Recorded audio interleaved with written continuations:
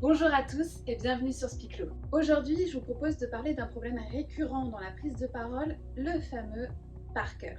Combien d'entre nous n'ont jamais été tentés par le fait d'apprendre par cœur un discours de A à Z parce que ça nous rassurait, parce qu'il y avait de l'enjeu, peu importe, un petit peu comme lorsque nous apprenions une poésie à l'école primaire. Et justement, souvenez-vous, à l'école primaire, quand vous deviez réciter cette poésie le lundi matin au tableau, il se passait quelque chose d'assez étrange.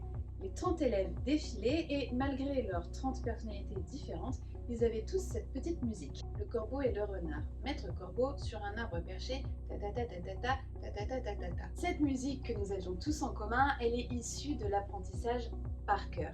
C'est parce que vous avez retenu une suite de mots, de phrases, sans chercher véritablement le sens qu'il y avait derrière et surtout l'interprétation que vous pouviez en faire.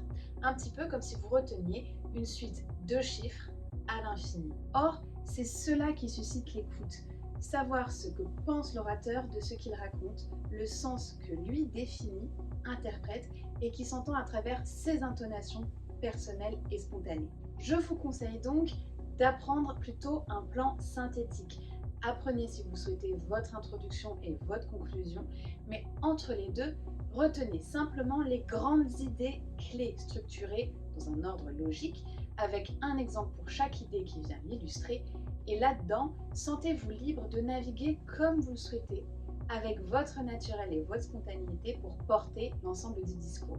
Et bien sûr, ce conseil, il vaut aussi pour vos supports. Ne prenez pas la parole avec un support rédigé de A à Z.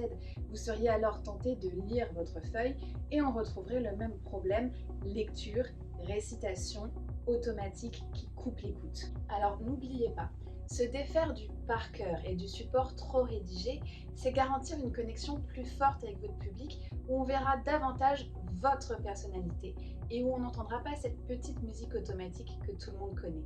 Entraînez-vous à ne pas trop mémoriser vos prises de parole par cœur, à vous appuyer sur un plan synthétique et on se retrouve dès la semaine prochaine pour un nouveau conseil Spiclo.